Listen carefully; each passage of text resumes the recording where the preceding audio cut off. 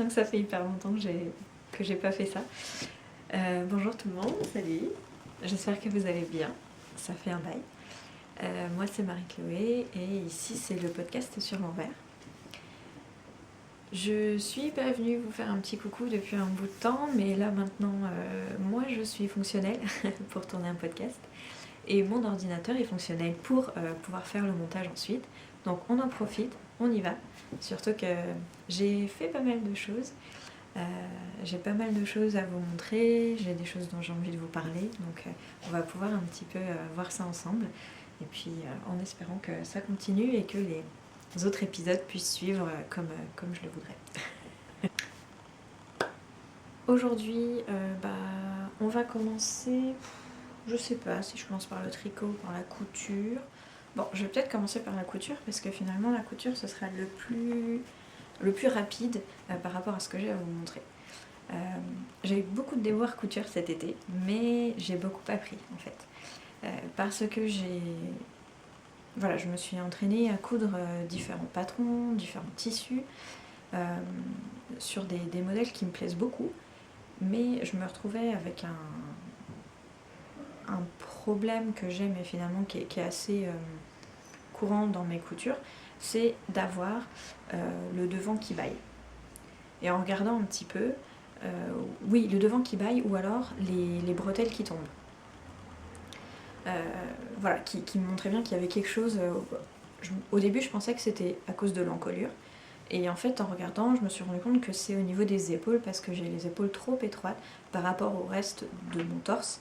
Ce qui fait que la taille que je choisis, en fait, si elle va bien à partir finalement des bras, elle est trop large en haut. Et donc, il faut que j'apprenne dans mes coutures à faire des ajustements pour épaules étroites. Mais ce qui est un peu compliqué, c'est que ce problème-là, je ne l'ai pas sur toutes les coutures que j'ai faites. Donc je sais pas trop, surtout quand les patrons ne mentionnent pas en fait les mesures du projet fini. Je sais pas si je vais avoir un problème d'épaule ou pas. Du coup, il faut que je commence un petit peu à faire des toiles un peu plus souvent, mais franchement, faire des toiles, c'est vrai que c'est un peu long, mais c'est vrai que ce serait, ça m'éviterait des déboires sur des tissus que j'aime bien. Surtout que c'est difficilement rattrapable en fait quand on a une encolure qui baille. Il faut faire des pinces devant ou derrière, mais c'est jamais très joli finalement parce que c'est pas ce qui est prévu dans le patron. En tout cas, moi ça me plaît pas énormément. Donc j'ai cousu plein de choses. J'ai fait une robe et 2 hauts à manches courtes, mais finalement j'en ai qu'un seul ici qui me plaît.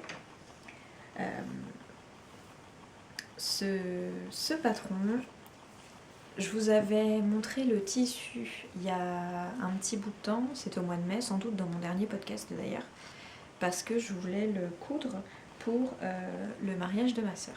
Je voulais le porter pour le mariage de ma sœur et je vous avais demandé des suggestions de patrons.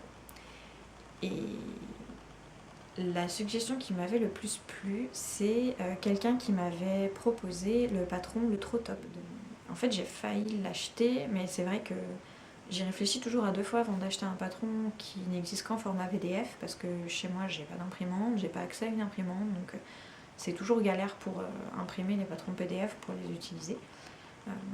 Et je le fais quasiment pas, voilà. Parce que je sais pas quoi en faire, et une fois que j'ai ce PDF pour l'imprimer, c'est toujours très compliqué. Et j'ai rejeté un petit coup d'œil en fait dans ma bibliothèque de patrons qui commence à s'étoffer petit à petit. Et là, j'ai vu ce patron. Il s'agit du Camber Set de Merchant Mills. Et si vous regardez bien derrière, à la base c'est une robe, mais vous pouvez aussi en faire un t-shirt. Merchant Mills, c'est une marque britannique qui fait des patrons inspirés des modèles, ce qu'on appelle working wear, donc c'est tout ce qui est bleu de travail et tenue de travail des années, on va dire 70-80 pour les personnes qui travaillaient dans les usines. et finalement tout ce qui est classe très populaire. Ils s'inspirent beaucoup de ça et ils font des patrons qui sont très simples avec des coupes pareil très simples.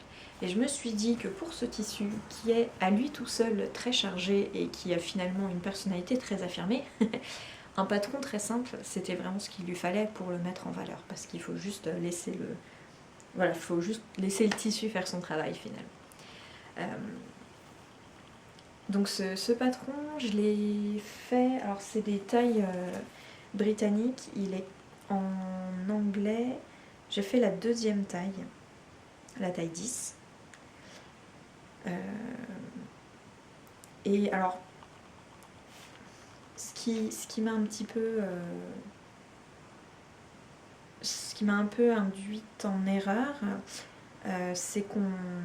Sur le tableau des tailles, qui se trouve à l'arrière, on ne sait pas si c'est si les mesures c'est les mesures du patron fini ou si c'est les mesures en fait de référence. Toujours est-il que j'ai commencé par faire la troisième taille et il était beaucoup trop grand, beaucoup trop large, beaucoup trop long. Ça n'allait pas du tout. Je l'ai fait dans un autre tissu évidemment. Et j'ai failli laisser tomber, puis voilà, je me suis dit que vu que le patron était quand même très simple, il fallait juste que j'essaye de reprendre et de voir si je pouvais assez simplement l'ajuster à ma taille, parce que quand je regardais sur Instagram, c'est vrai qu'il tombait assez bien, il avait vraiment la coupe qui me plaisait, donc j'ai voulu tenter l'expérience et directement, c'est un petit peu dangereux, mais je suis directement passée à la deuxième taille et je l'ai cousu tout de suite. Voilà. Et le résultat me plaît beaucoup, beaucoup, beaucoup. C'est un top que je porte très souvent et à chaque fois j'ai des compliments sur... En fait on me dit il est beau ton t-shirt, mais en gros je réponds tout le temps c'est juste le tissu qui est beau et qui est mis en valeur par un patron très simple avec des très jolies coupes en fait, tout simplement. Donc c'est un t-shirt qui est donc prévu pour des tissus Chanetram, hein, pas pour du jersey, même si on pourrait essayer. Donc il est légèrement évasé vers le bas. Il a des manches assez courtes et dans le dos, vous voyez un petit empiècement. Voilà. Ce qui fait qu'on a une encolure dans le dos qui est très propre et le devant, il est fini avec un biais.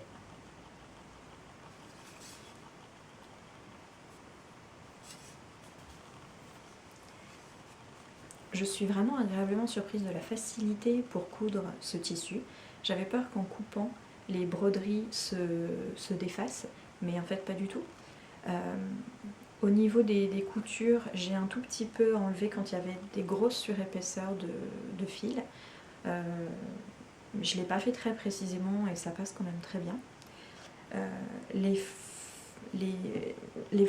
J'appelle ça les fanfreluches, je ne sais pas trop comment on peut l'appeler, mais vous voyez ce qui rebique un petit peu comme ça, ça se tient bien et même après le lavage, un tout petit coup de fer à repasser, ça suffit largement à les aplatir et même en le portant pendant la journée. J'avais peur que les fleurs ne restent pas bien en place et qu'on se retrouve avec des choses un petit peu racornies à la fin de la journée, mais pas du tout. Et il tient très bien, du coup je suis vraiment très contente de ce haut. Il est super sympa et finalement il est facile à... Comme il est simple, je peux vraiment l'adapter. Si je veux un style un petit peu habillé, je mets un gilet un petit peu voilà, style blazer par-dessus. Et puis si je veux un style plus simple, je le mets tout seul ou avec un petit gilet tricoté et ça va très bien, quoi. Et voilà, à lui tout seul, il habille très bien ma tenue. Je le trouve super cool. Maintenant, il me reste à essayer la robe. Je sais pas trop comment le faire, mais en tout cas, ce sera pour cet été. Bon, pour les projets couture, c'était à peu près tout ce que je devais vous montrer. Par contre, je voulais vous parler de la sortie du livre de Direndo. Parce que là, pour le coup, c'est un livre avec que des patrons en format PDF. Donc, j'hésite encore un tout petit peu, mais je suis quasiment décidée à l'acheter. Parce que je le trouve vraiment bien pensé. On voit qu'ils ont prévu que les patrons en fait s'accordent bien entre eux et moi c'est quelque chose qui me plaît beaucoup. Et puis tous les patrons d'Ireno que j'ai cousus, à savoir le plantain, la jupe short goji et le short châtaigne. J'ai adoré les coudre et j'adore les porter. Ça fait partie des pièces cousues main que je porte le plus, ces trois-là. Donc je me dis qu'un livre de patron fait par Direndo, qui sont en plus voilà, des coupes simples et des coupes prévues pour du coup s'accorder entre elles selon les différents styles qu'on veut avoir, l'idée me plaît bien. Donc je vais voir un petit peu, mais je pense que je vais l'acheter. Il sort à la fin du mois de novembre, donc peut-être que je l'aurai d'ici, je sais pas, peut-être début d'année s'il est pas trop dévalisé. Sinon, bon bah on verra. Et l'autre patron que j'ai envie de m'acheter pour cet hiver, j'hésite entre deux. J'aimerais bien acheter le Sweet Andrea de Petit Patron, parce que finalement j'ai pas je coupe beaucoup des pièces d'été, mais pas beaucoup de pièces d'hiver, parce que mes pièces d'hiver je les tricote. Voilà. Mais voilà, le Sweet Petit Patron me tente bien. Et sinon, bien sûr, il y a la veste Serra de Pauline Alice. Je sais pas si c'est Serra ou Sierra. Non, je crois que c'est Serra. Bref, je rectifierai si besoin. On peut faire 3 manteaux différents avec. Du coup, je pense que voilà, en achetant celui-là, je pourrais, si j'arrive à bien l'adapter à ma morphologie et à trouver les bons tissus, je pourrais vraiment en faire bon usage et l'utiliser très souvent. Voilà. Bon, je vous tiendrai au courant un peu de ce que je fais, mais pour le moment, c'est à peu près tout au niveau couture. Maintenant, le tricot. J'ai pas fait de tricot pendant cet été, parce que j'ai plusieurs petites pièces de tricot un peu légères. D'ailleurs, celle que je porte aujourd'hui, c'est le Kerry Town de Annie Lupton. C'est un pull que j'ai tricoté dans la base Écoton de Bergère de France, qui est un fil recyclé. Alors il s'appelle Écoton comme coton, mais finalement il doit y avoir peut-être 40% de coton, 40% de matière artificielle, style polyamide, tout ça. Et puis après, alors ils disent qu'il y a quelques pourcentages de soie. Bon, je pense que c'est pour le mettre en avant, mais voilà, c'est un fil qui est plutôt léger, pas hyper chaud, mais qui se tricote bien, qui fait bien ressortir la texture comme j'aime, et qui a un léger effet chiné. Alors là, avec la couleur que j'ai choisie, ça se voit pas très bien, mais pour les autres couleurs, c'est assez sympa. Étant donné que c'est essentiellement du coton et des matières artificielles, il passe à la machine sans souci. Je me fais pas du tout je fais pas du tout attention à ce pull quand je le lave. Je le sépare pas des autres, je le lave pas à la main, hop, il va dans la machine, il tient très bien. C'est un pull qui est prévu pour être tricoté en 4 pièces, donc le devant, l'arrière et les manches. Le panneau torsade est magnifique, il va sur tout le haut du corps. Vous avez des côtes, du coup c'est pas fermé jusqu'au bout, un split hem. Et voilà, le jeu de texture en fait du jersey en droit avec un petit peu de côte, de maille en vert de temps en temps, il est très rigolo à faire, il est très confortable aussi. Et puis si vous le voulez faire en laine avec des manches longues, je pense qu'il serait très chaud aussi pour l'hiver. Mais ce que j'ai vraiment cousu, j'ai fait du jacquard, des mitaines en jacquard. En fait, j'aime bien tricoter le jacquard, sauf que le porter sur des pulls,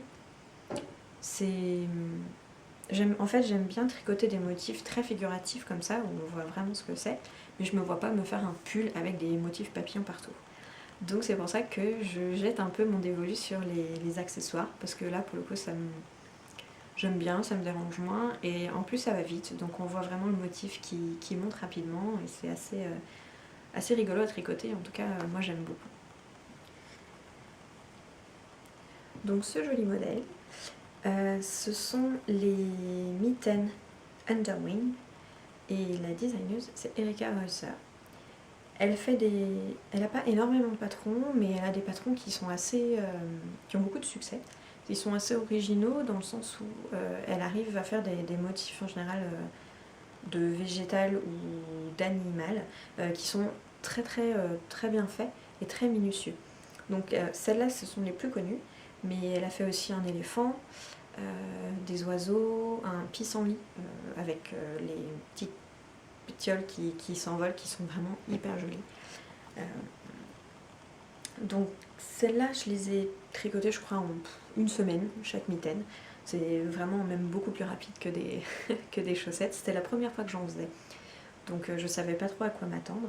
Mais au final, j'ai trouvé ça super rigolo à tricoter.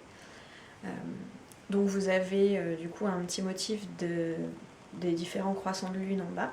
Et puis après, ce joli papillon de nuit avec les antennes. Et donc il est tricoté en marron et en clair. Et le orange, en fait, je l'ai tricoté moi par-dessus. Enfin, c'est pas tricoté, du coup, je l'ai cousu en utilisant la méthode du duplicate stitch. C'était un peu la première fois que je faisais du jacquard aussi élaboré. Vous voyez l'avant comme ça qui est assez fin et l'arrière qui a un motif très régulier et qui est assez facile à retenir. J'ai trouvé ça je me suis beaucoup amusée à le tricoter vraiment. Le seul petit point où j'ai eu des difficultés, c'est comme c'est tricoté en rond, j'ai eu du mal à bien garder une tension qui soit parfaite, en tout cas égale, au niveau du changement. Donc, je vais vous montrer ici. Vous voyez au niveau du marron, en fait on voit que le marron est trop lâche à certains endroits et le blanc est trop serré. Parce que j'arrivais pas trop, j'avais toujours peur de trop serrer. Donc je laissais mes fils marron un peu lâches et puis du coup en enchaînant sur un fil couleur crème après, ça faisait quelque chose de trop tendu. Donc ça c'est à revoir. Mais voilà, au bout d'un moment je trouve que je me suis un petit peu améliorée sur la deuxième mitaine. Je vous montre la deuxième. Je trouve qu'on voit beaucoup moins ce problème au niveau du changement de couleur. Voilà. Pour le jacquard, j'ai pas tricoté énormément de jacquard, mais par contre, dès le début, j'ai utilisé la méthode où on attrape les fils.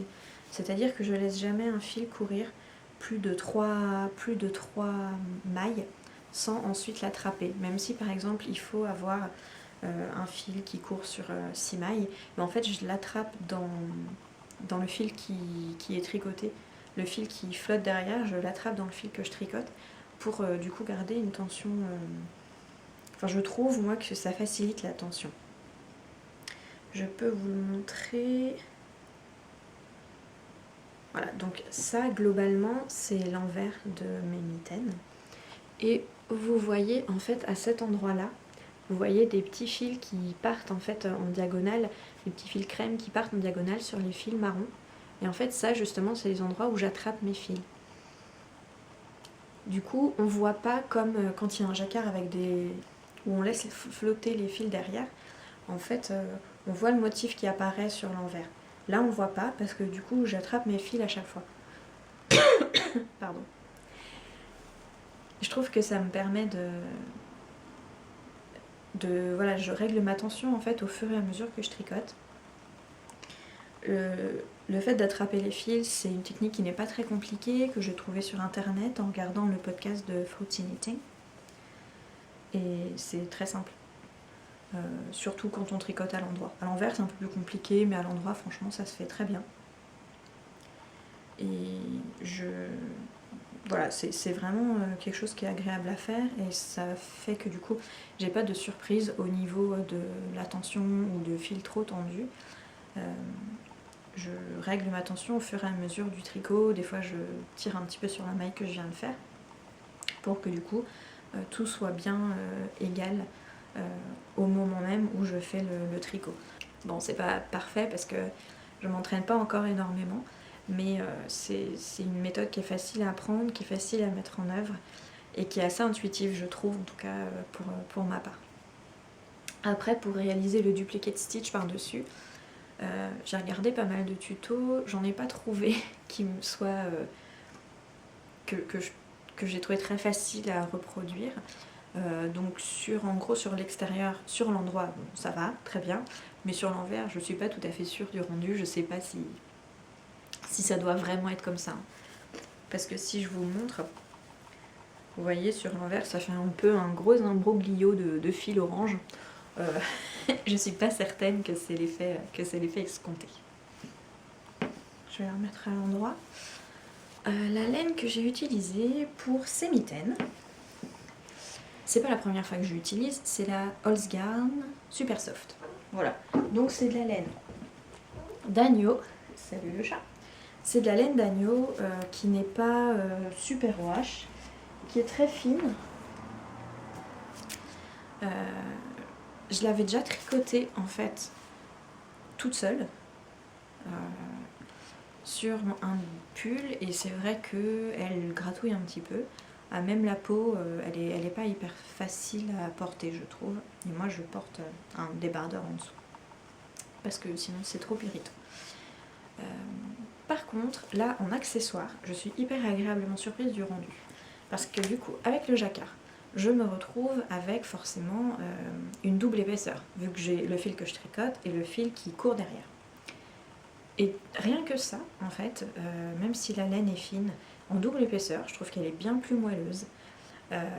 Est-ce qu'elle feutre pas un petit peu plus? Et toujours est-il que je trouvais qu'elle n'avait pas beaucoup gonflé au lavage quand elle était tricotée toute seule tout simplement, mais tricotée en jacquard, je trouve qu'elle a plus gonflé, qu'elle est plus douce en fait. Alors forcément porter sur les mains c'est quand même pas tout à fait la même sensation que au niveau du décolleté, là où c'est plus sensible pour moi, mais là-dessus je la trouve vraiment hyper sympa. Les coloris que j'ai utilisés, donc vous avez Amande qui est le coloris non teint en fait de Holzgarn Super Soft. Pour le orange, j'ai Ember qui est ce joli orange très coloris chiné, très joli, qui me plaît beaucoup. J'ai que cette pelote parce que j'en avais acheté à un moment, j'avais vu des soldes je sais plus où, j'avais acheté 2-3 pelotes de coloris qui me plaisaient et du coup je fais un petit peu de jacquard avec de temps en temps. Et cette couleur marron qui a un peu l'air de rien de loin, mais en fait de près, je ne sais pas si vous le verrez, c'est le coloris Bracken. Et en fait elle est chinée de plein de belles couleurs, vous avez du prune, du moutarde, du pétrole, ce qui fait que c'est finalement un coloris qui est très profond, qui a beaucoup de relief et qui est très agréable à tricoter. Et c'est vrai qu'il me donne envie de faire un... Ouais, ça me donne envie en fait de tricoter un projet que dans cette couleur-là. Je sais pas trop quand je vais y arriver, mais en tout cas c'est une couleur que j'aime beaucoup et qui rend très bien. Vous voyez, j'aime beaucoup son rendu au niveau en fait du point arrière, parce qu'on est sur quelque chose de très géométrique, mais finalement on a les petits bouts de couleur tweedés comme ça qui viennent apporter un petit peu d'intérêt et de rompre la monotonie du point géométrique. Donc elles sont vraiment sympas. Elles sont voilà, tout à fait normales. Voilà, c'est des mitaines toutes simples. Et du coup, justement à Noël, on m'a commandé des mitaines, mais où il faut faire les doigts avec, après, par-dessus, enfin au bout quoi, continuer un petit peu.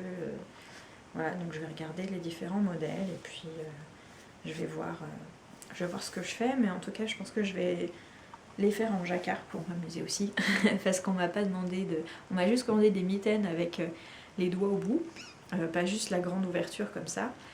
Donc voilà, après j'ai libre cours sur... j'ai carte blanche plutôt sur le modèle, donc après on va voir ce que je trouve, mais je pense que ça va être assez sympa, j'ai hâte de me mettre à ce petit projet. Passons à la suite. La suite... Eh bah oui, la suite. Oups, j'ai perdu ma pelote. Voilà. La suite, c'est toujours dans le marron. C'est un col. Voilà, un super col à torsade que j'aime beaucoup. Il il est super sympa et j'ai adoré la laine, alors vraiment, je l'ai trouvé génial. Vraiment cet été, enfin ce début d'automne plutôt, je me suis éclatée avec les laines que je tricote et je suis trop contente. Parce que j'ai découvert des laines vraiment super cool, avec des producteurs, des teinturières, des matières vraiment très agréables à tricoter en fait, où c'est pas juste la personne qui les fait qui est sympa, mais c'est aussi la qualité des fils qui sont géniales, et du coup ça me donne encore plus envie de les retricoter, même s'il y en a tellement que c'est difficile de tricoter 2 fois le même fil, en tout cas pour moi. Ça, c'est donc une laine que j'ai trouvée au festival de l'Écheveau Solidaire. Le festival, donc j'étais bénévole, et le samedi, le premier jour, comme je faisais le parking et la billetterie, en fait, je ne suis pas rentrée dans le festival avant la toute fin de journée, et j'ai juste eu à la fin de la journée de 18h à 19h avant que le festival ferme pour faire un petit tour et acheter ce que j'avais envie. Donc en fait c'était vachement bien parce que il y avait plus grand monde, parce que beaucoup de personnes étaient parties manger et voir le spectacle. Et du coup, j'ai fait mes petites emplettes tranquillement, j'ai pu discuter avec les personnes qui vendaient la laine, qui vendaient leur laine, c'était vraiment cool. Et j'ai découvert donc la laine de Plume de Mouton et compagnie, qui est notamment cette laine. Donc en fait, Plume de Mouton, c'est une entreprise qui est dans le Morvan, là où avait lieu le festival. Et la personne en fait qui s'occupe de l'entreprise, elle est elle-même éleveuse de chèvres angora, donc elle fait du mohair, elle produit du mohair en coloris naturel et du mohair en coloris teint. Mais après, elle valorise aussi la laine des producteurs, alors des éleveurs de moutons en fait, qui se trouvent près de chez elle. Et là, en l'occurrence, donc c'est pas une laine d'un élevage qu'elle fait elle-même, donc elle valorise la laine de 2 éleveurs qui sont en GAEC, en fait, pas loin, et qui ont des brebis frisonnes, principalement pour le lait, mais du coup, qui donnent une laine absolument magnifique, qui a je sais pas si vous voyez un petit peu le rendu qu'elle donne sur le point. En fait, ça fait super bien ressortir la texture, et c'est vraiment très joli. Ce marron chocolat, il a une belle profondeur.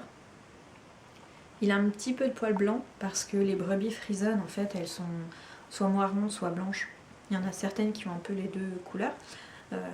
Du coup, c'est normal de retrouver pas mal de poils blancs dans les toisons, en fait, même brunes. Moi, ça me donne l'impression d'avoir les poils du chat, là, partout dans l'écharpe, mais en fait, non, pas du tout. C'est des jolis poils de mouton plutôt que les poils de chat qui traînent. Le modèle que j'ai choisi, c'est un modèle que j'ai un peu adapté. J'ai acheté 2 écheveaux de cette laine frisonne à plume de mouton. Donc il y avait soit le coloris écru, soit le coloris marron. Mais j'ai pendant mes vacances cet été acheté des écheveaux de laine écrue. Je viens de terminer un pull en laine écrue, donc je me suis dit on va un peu arrêter avec les crus, hein, et on va prendre du marron comme ça, qui est en fait hyper sympa. Donc j'ai décidé de prendre 2 écheveaux. 2 écheveaux de 100 grammes, c'est une laine qui est assez rondouillette. Je me suis dit que ça me ferait un bon métrage pour faire un accessoire. En gros, je voulais une laine bien chaude, et rapidement je me suis dit que cette laine marquerait très bien les points texturés, et ça tombait bien parce que je voulais me faire un col qui soit bien épais pour aller au boulot à vélo le matin. Parce que mine de rien il commence à faire un petit peu frais, j'ai quand même 10 km à faire pour y aller, donc je suis pas en 3 coups de pédale au travail, il faut que je sois un minimum équipée pour pas mourir de froid dans le brouillard picard. Et j'ai trouvé en cherchant un petit peu sur internet le modèle qui s'appelle Kaibo Promenade de Solène Leroux. Donc en fait c'est promenade de torsade, en fait c'est un modèle un grand col qu'elle a conçu, découpé en 4 parties, avec à chaque fois un type de torsade. Et l'idée c'est qu'en faisant ce col, on apprend plein de techniques différentes en fait pour faire des torsades, pour faire des points un petit peu texturés, et il est vraiment sympa. Moi j'ai un peu modifié parce que du coup j'ai pris que 2 2 points sur les 4 qu'elle avait prévus. Et en gros, j'ai tricoté jusqu'à ne plus avoir de laine. Donc j'ai choisi le premier point qui est tout simplement ces grosses torsades super simples. J'ai tricoté jusqu'à finir mon premier écheveau. Et ensuite, je suis allée sur ce deuxième point qui est super joli aussi. Et là, vous avez en fait une sorte de tresse enchevêtrée un petit peu. Et là, des torsades qui sont en relief. Enfin, je sais pas trop comment expliquer s'il y a un nom. Il y a forcément un nom spécifique.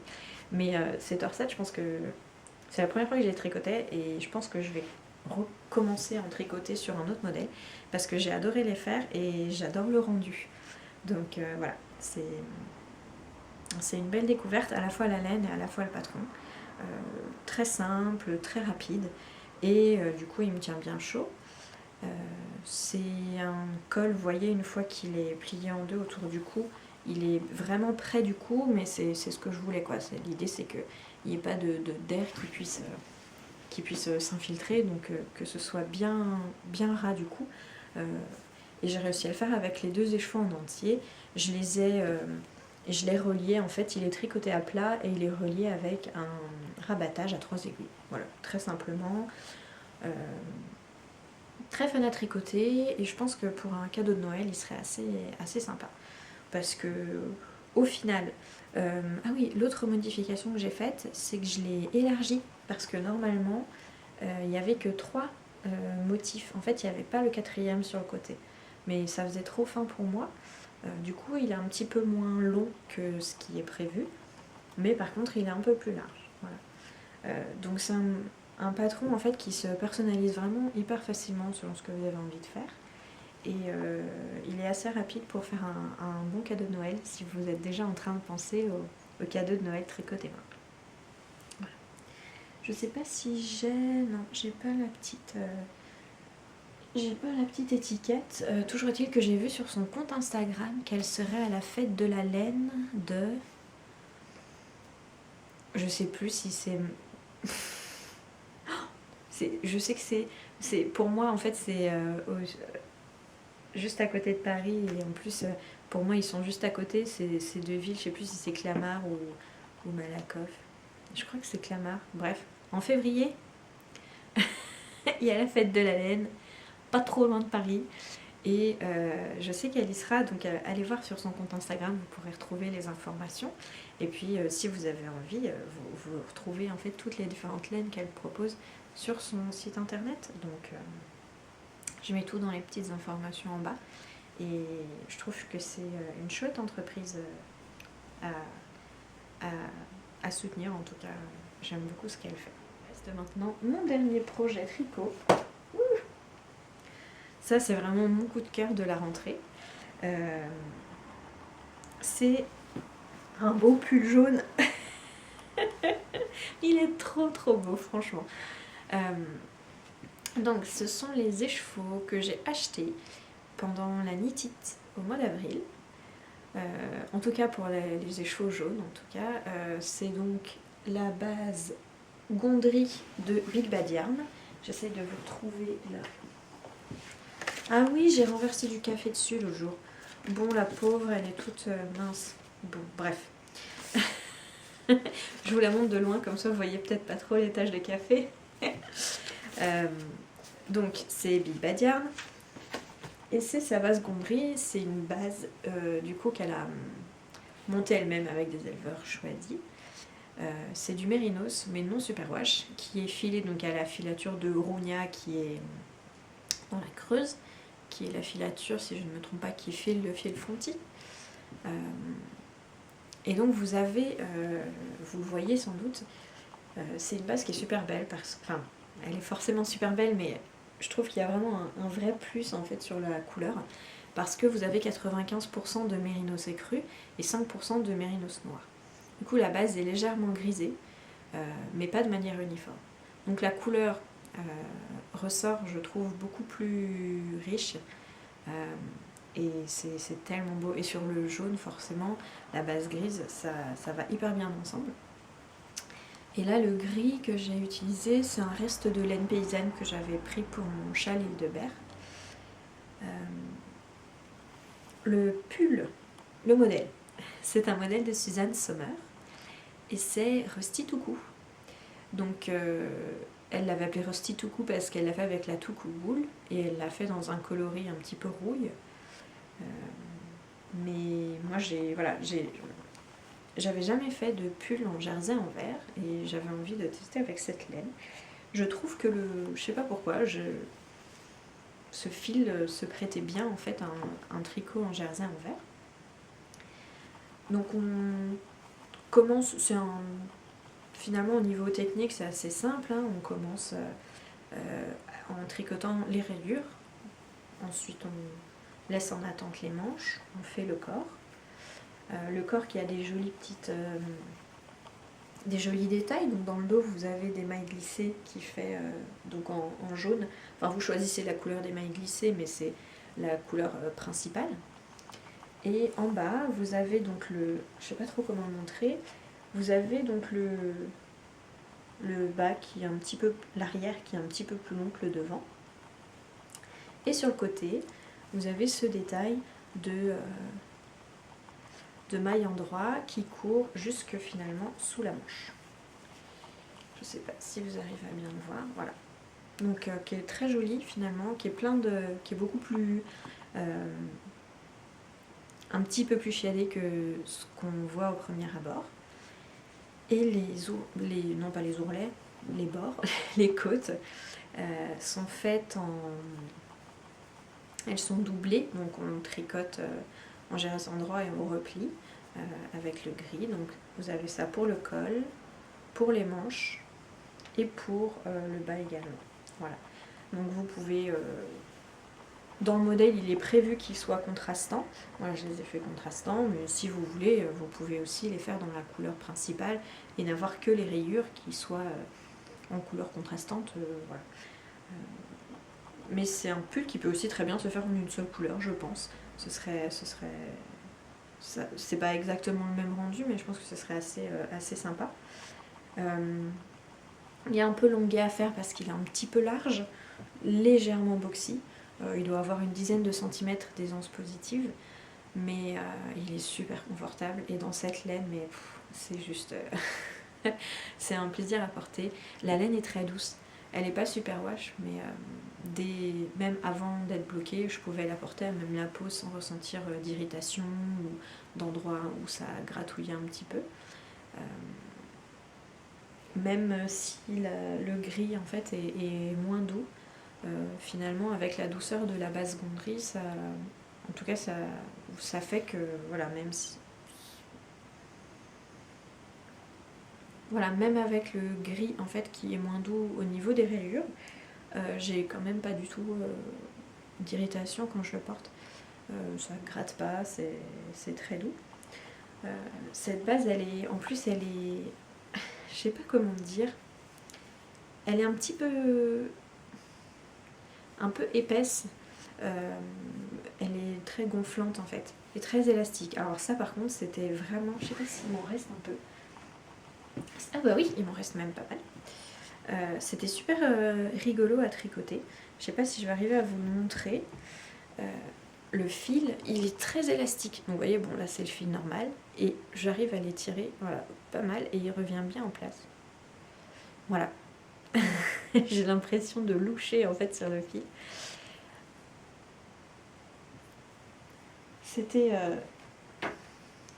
C'est marrant. Et en fait j'avais peur que l'élasticité du fil fasse le rendu d'un fil super wash qui du coup va vraiment s'agrandir et devenir un peu serpillière parfois au blocage, et pas du tout. La laine a bien gardé sa forme, sa taille. L'élasticité donne vraiment quelque chose de très moelleux et hyper confortable. C'est vraiment un tricot doudou, mais par contre vous n'avez pas l'effet le tricot devient hyper grand et prend de taille, dont j'avais un petit peu peur. Donc là-dessus franchement bah voilà, cette laine a tout bon. La couleur jaune comme ça, elle est sublime. Il y a d'autres couleurs, mais c'est vrai que c'est vraiment le jaune qui m'a tapé dans l'œil. Et j'étais trop contente de pouvoir avoir 3 écheveaux. Vous voyez, j'ai fait la 2e taille. Et il me reste il me reste 40 grammes de laine. En sachant que moi, comme je suis petite, j'ai raccourci de 2 cm la longueur totale du pull. Voilà, donc vous avez tout à fait de quoi faire au moins les 2 premières tailles avec 3 écheveaux. Et en plus, si vous ne faites pas un pull boxy, je pense que vous pouvez faire... Enfin voilà, c'est une laine qui est un peu épaisse, mais pourtant elle a quand même un bon métrage, donc vous pouvez... Il y a le lapin qui est un petit peu curieux. Donc voilà, c'est une base que j'ai vraiment adoré tricoter, que j'adore porter. Elle tient très chaud par contre. Les laines superwash en général, voilà, elles tiennent déjà bien chaud. Mais celle-là, comme c'est une fingering un petit peu épaisse, vraiment elle est hyper chaude. Elle est bien... Je sais pas comment dire, mais elle est bien dense en fait. Et du coup, il n'y a pas du tout d'air qui traverse. Ce qui fait que ça en fait un pull, même si c'est un pull en fingering, il est très chaud et j'adore le porter.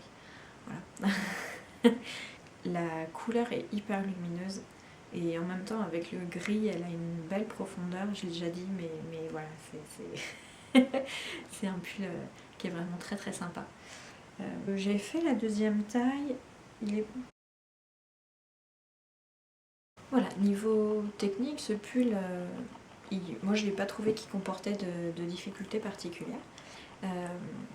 C'est le début qui est assez intéressant à tricoter parce qu'on tricote, on ne tricote pas en rond, on tricote en aller-retour et on fait les rayures. Mais je ne sais pas si vous remarquez, on tricote un petit peu en pointe avec des augmentations en fait. C'est vraiment intéressant. Enfin, c'est une construction que j'avais jamais vue. Si ça vous intéresse de tester des nouvelles constructions, je pense que celui-là pour les épaules c'est intéressant. Ça fait une sorte de... Vous voyez, c'est vraiment un peu en pyramide comme ça. Et j'étais assez curieuse de voir comment ça allait tomber sur les épaules, mais finalement ça le fait... Ça me choque pas du tout, ça va très bien. On voit pas en fait que les épaules sont aussi droites finalement.